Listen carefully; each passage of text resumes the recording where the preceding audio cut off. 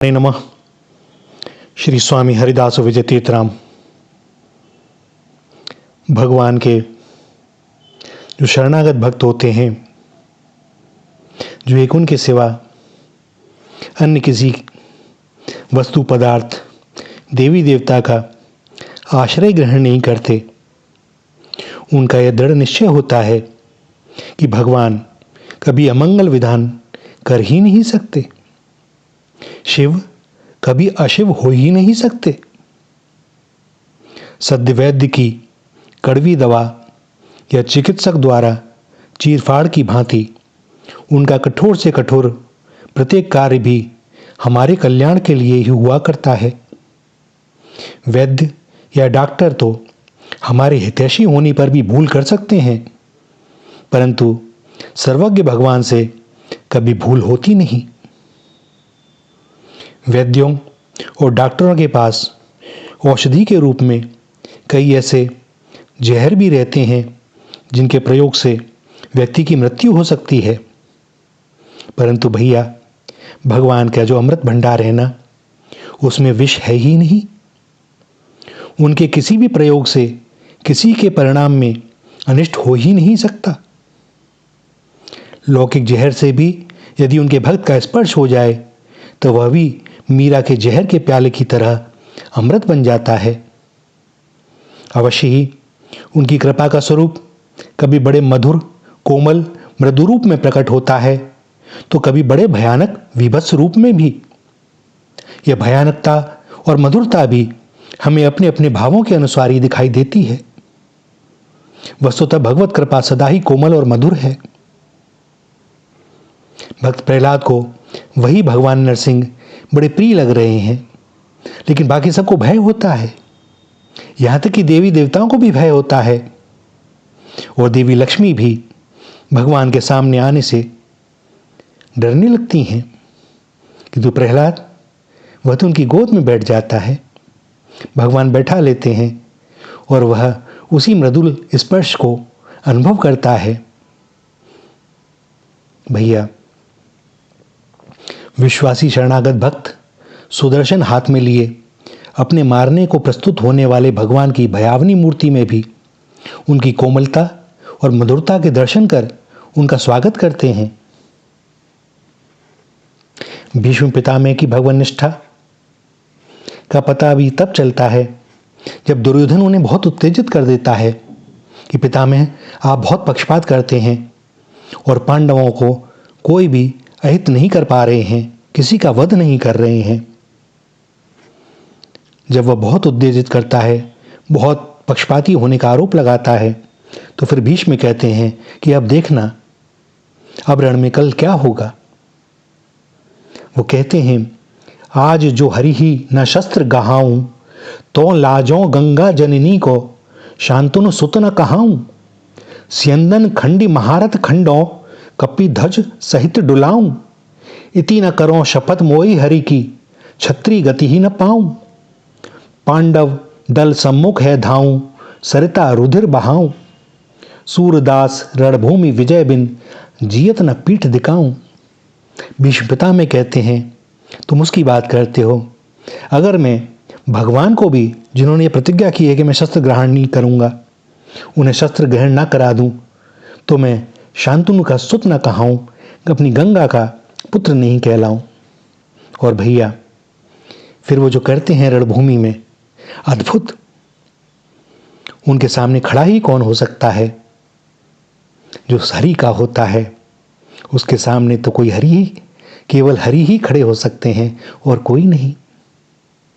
कवि रत्नाकर जी इन्हीं बातों को जो कहते हैं वह सुने। भीषम के बानन की मार इमी माची गात, एक हु ना घात सव्य साची करी पावे हैं। कहें रत्नाकर निहारी सो अधीर दशा, त्रिभुवन नाथ नैन भरी भरी आवे हैं। बही बही हाथ चक्र और ढही जात पीठ, रही रही तापे वक्र दीठी पुनी धावे हैं। उत प्रण पालन की कानु सक चावे, इत भक्त भय टालन की बानी उम गावे हैं। छूटियो अवसान न मान सकल धनंजय को, धाक रही दुन में न सांक रही सर में। कहें रत्नाकर निहारी करुणा कर कै, आई कटुलाई कछु बोहन कगर में, रोकी झर रंचक अरोकी बर बानन की, भीषम यो भाक्यो मुस्काई मंद स्वर में, चाहत विजय को सारथी जो कियो सारथ, तो वक्र करो भ्रकुटी न चक्र करो कर में, जो ही भय बिरथ रथंग गई हाथ नाथ, निज प्रण भंग की रही न चित चेत है, कहें रत्नाकर त्यो संग ही सखाऊ कूद, आन अर्यो सोहे हाहा करत सहित है, कलित कृपा और त्रिपा द्युमग समा है पग, पलक उठ्यो ही रहो पलक समेत है, धनन ना देत आगे अरुजी धनंजय और, पाछे उभय भक्त भाव परन ना देत है। भैया भगवान रथ से कूद पड़ते हैं और रथ का एक पहिया रणभूमि से उठा करके भीष्म की ओर दौड़ने लगते हैं, और यह देखकर अर्जुन रथ से उतर आते हैं और भगवान के पैर पकड़ लेते हैं, हे नाथ आपने तो प्रतिज्ञा करी है। इधर उन्हें इस अर्जुन को भी बचाना है, उधर भीष्म की प्रतिज्ञा का मान भी रखना है। और जब भीष्म ये देखते हैं तो भैया क्या कहा जाए, भीष्म जी के अंतर प्रेम को पहचान कर भक्त वत्सल भगवान ने अपनी प्रतिज्ञा तोड़ दी, भक्ति की प्रतिज्ञा रख ली, और वे सदैव ऐसा ही करते हैं। वे जब भी कोई ऐसा अवसर आता है भक्त का मान रखते हैं, अपना नहीं, उनकी कोई प्रतिज्ञा नहीं। मैं भक्तन को दास भगत मेरे मुकुटमणि। और जब भीष्म उन्हें देखते हैं कि वह रथ का पहिया लेकर के चले आ रहे हैं, तो वो कहते हैं जय जय जय चिंतामणि स्वामी शांतनु सुत यो भांख है, तुम बिन ऐसो कौन दूसरो जो मेरो प्रण राखे। हे नाथ तुम्हारे सिवा और ऐसा है कौन जो मैंने जो प्रण किया था उसको रखता, एकमात्र आप ही हो। और यही भीष्म उत्तरायण सूर्य की प्रतीक्षा में जब शरशैया पर पड़े रहते हैं, तो भीष्म जी के हृदय में भगवान की ये त्रिभुवन मोहिनी मूर्ति बार बार स्मृति पथ में आती रहती है, जिसे वे युद्ध क्षेत्र में रथ का टूटा हुआ पहिया लेकर अपनी ओर आते देख रहे थे।